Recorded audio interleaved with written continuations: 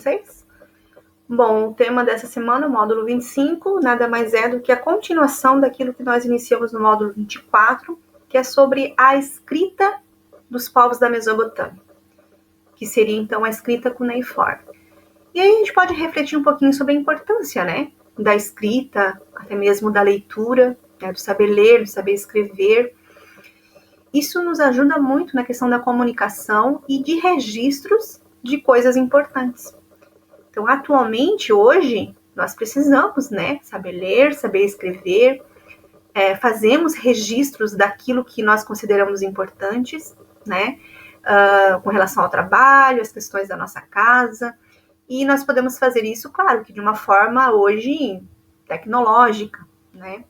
Mas vamos pensar um pouquinho e conhecer a importância das formas de registros e da escrita para os povos da Mesopotâmia. Em que momento eles faziam esses registros e o tipo, então, da escrita deles. E o tipo da escrita era cuneiforme. Tem um exemplo aqui dessa escrita bem já evoluída, porque ela passou por alguns momentos de evolução, tá? Desde a sua criação, da ideia dessa escrita. E aqui, então, é um exemplo de uma escrita cuneiforme, que são vários símbolos que representam ideias, tá? Que representam ações do cotidiano desses povos, ok? Essas escritas, gente, elas eram feitas em placas de argila molhada, só que assim, os estudos arqueológicos, né, as pesquisas, eles também vão identificar essas escritas em paredes de rochedos, em grandes monumentos, em estátuas, né? E então isso vai ser identificável, tá? Então é só importante a gente frisar isso. Bom, a escrita cuneiforme, né, ela é então identificada na Suméria como a mais antiga do mundo, tá? Os povos sumérios é um dos povos que ocuparam a região da Mesopotâmia, que é o que a gente está estudando. Então é considerada uma escrita aí a mais antiga do mundo. E por que eles criaram a escrita? Por que os povos da Mesopotâmia, né, em especial aqui os sumérios, teriam que criar uma escrita? Bom, naquele momento era necessário fazer registro, gente, de práticas cotidianas. Então, partiu-se da necessidade de fazer registros do comércio, de atividades comerciais. Ó, empréstimos de animais, o pagamento de comerciantes, veja o terceiro item aqui do que eu estou mostrando para vocês. O controle de produtos estocados em seus armazéns. Então, eles precisavam ter esses registros, porque a memória já não tinha mais, era impossível registrar isso tudo na memória. Até no texto que eu disponibilizei para vocês lá no módulo 24, e eu reforço isso no módulo 25, de que realmente a memória já não era mais possível fazer o registro, né, de ficar lembrando o que eles fizeram. Então, houve uma necessidade de criar uma escrita, tá? E por isso, então, eles vão inventar uma forma de registrar que pudesse ficar gravada, ou seja, a escrita. Só que a partir de 3000 a.C., o uso da escrita vai ganhar também outros espaços.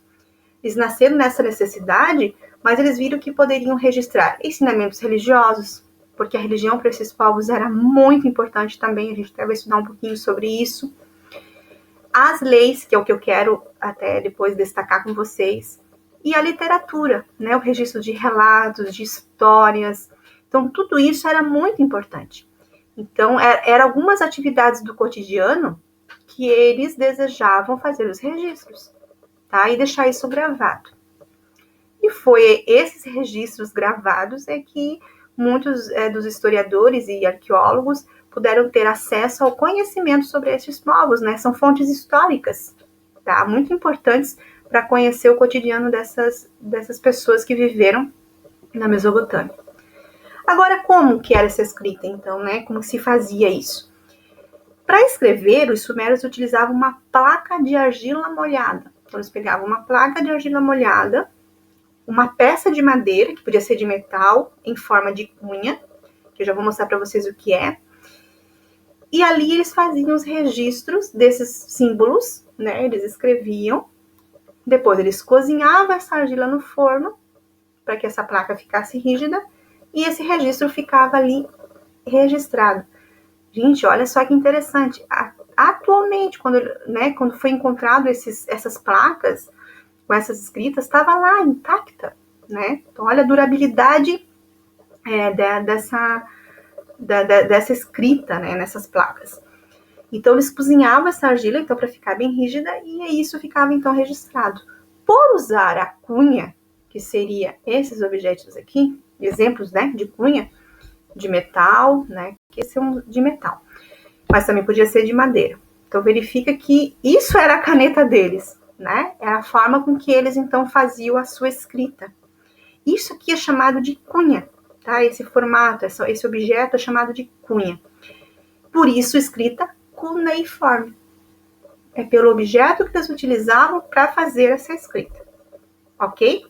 Então, a escrita dos povos da Mesopotâmia, né, cuneiforme, que surgiu lá entre os sumérios, com a necessidade de fazer os seus registros cotidianos, desde de atividades comerciais, da questão dos ensinamentos religiosos, de registrar histórias, a parte da literatura, né, de relatos, enfim, mas também de leis, que aí isso eu quero destacar para vocês aqui, bem importante, que se eles registravam leis, logo esse povo tinha um código de leis. Olha que interessante, né?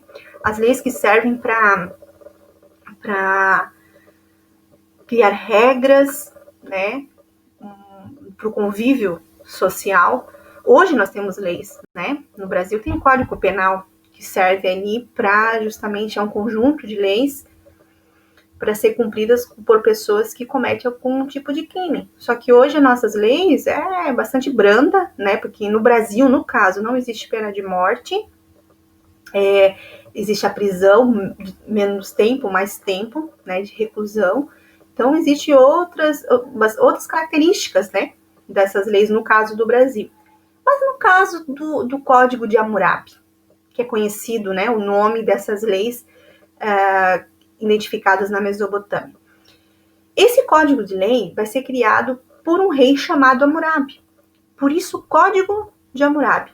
Um rei que governou a Babilônia, também uma região da Mesopotâmia, e ele então cria e estabelece leis extremamente rígidas, tá? Como eu mostro aqui para vocês, essas leis elas eram extremamente rigorosas, tá? Conhecida como Lei do Talião, olho por olho, dente por dente. Certamente vocês já ouviram essa expressão, né? Vira até um ditado, né? Entre as pessoas, olho por olho, dente por dente. O que isso significa? Que as pessoas, naquele período, o crime que elas cometiam poderiam ser pagos da mesma forma que ela praticou, ou até pior, com a própria vida, pagando com a sua própria vida, tá? Então, essas leis eram extremamente rigorosas e tinha pena de morte, bem diferente das leis no caso do Brasil, né, que nós temos hoje. Então, veja que aqui, entre as outras atividades do cotidiano que eles faziam, os registros, em que eles precisavam a escrita, para as leis aqui isso também foi importante, para que essas leis ficassem gravadas e registradas, né? Para que se pudesse estabelecer o seu cumprimento e também dando importância para essas leis. Aí vamos ver 3 artigos, então, para a gente conhecer um pouquinho sobre a lei de Hammurabi. Olha só, se alguém enganar a outrem, né, uma outra pessoa, difamando essa pessoa, e esse outrem não puder provar, então aquele que enganou deve ser condenado à morte. Olha só. Então, se eu falei de alguém, né, eu difamei, eu falei mal de alguma pessoa, e eu não puder provar, então aquela pessoa que enganou vai ser condenada à morte. Olha só. Esse é só o fato de eu falar algo de uma pessoa que não era verdade. Então, eu pagava com a morte, tá? Um outro caso, se alguém roubar o filho menor de outrem, este alguém deve ser condenado à morte. Então, isso até poderia acontecer, tá? Se existe esse código aqui, é porque às vezes isso ocorria lá. Então, se alguém roubar, sequestrar, né? Também era condenado à morte. Se alguém arrombar uma casa, olha só, gente, em caso de roubo, ele deverá ser condenado à morte na frente do local do arrombamento a ser enterrado. Olha só que interessante. Então, vejo que esses 3 exemplos, né, de uma punição que era condenado à morte. Aqui são só alguns exemplos, tá? Até vocês têm na apostila uma atividade para vocês fazerem referente ao livro, que dá outros exemplos, né? E com base nisso é que vocês vão fazer a atividade avaliativa para a professora, tá? Pensando um pouquinho nessas leis do Código de Hammurabi.